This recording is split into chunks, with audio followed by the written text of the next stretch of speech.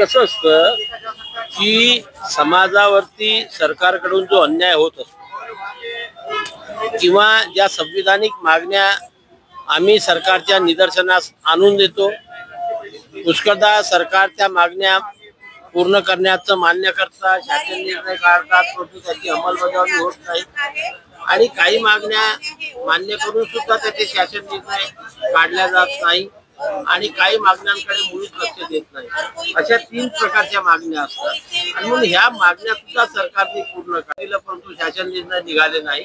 त्याचे शासन निर्णय काढून त्याची अंमलबजावणी करावी आणि ज्या मान्य नाही झाल्या त्या मान्य करून त्याचा सुद्धा शासन निर्णय काढून त्याची अंमलबजावणी करावी।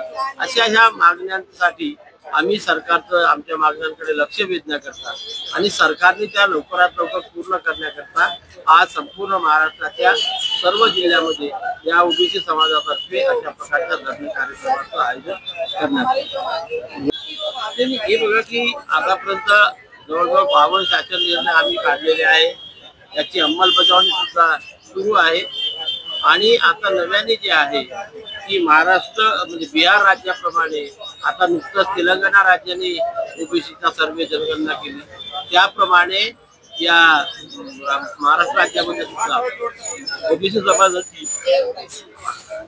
जातीय जनगणना करण्यात यावी। ओबीसी समाजाच्या मुलींना 100% स्कॉलरशिप लागू झाली, पण मुलांना 100% स्कॉलरशिप लागू झाली नाही।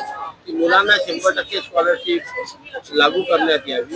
केंद्र आणि राज्याने केंद्र सरकारने प्रामुख्याने ओबीसी समाजाची जातीय जनगणना करावी, केंद्रामध्ये ओबीसी मंत्रालय सुरू करावं, महात्मा ज्योतिराव फुले सावित्रीबाई फुले यांना भारतरत्न अवॉर्ड देण्यात याव्या, पीएचडीच्या संशोधकांना नोंदणी दिनांकापासून फेलोशिप देण्याचा जो शासन निर्णय काढलेला आहे त्याची अंमलबजावणी त्वरित करून या विद्यार्थ्यांची थकबाकी लवकरात लवकर देण्यात यावी। अशा प्रकारे राज्य सरकारकडे 30 मागण्या आणि केंद्र सरकारकडे 30 मागण्यांचं निवेदन आज आम्ही मान्य जिल्हाधिकाऱ्यांच्या मार्फत हे राज्य सरकार आणि केंद्र सरकारकडे पाठवू।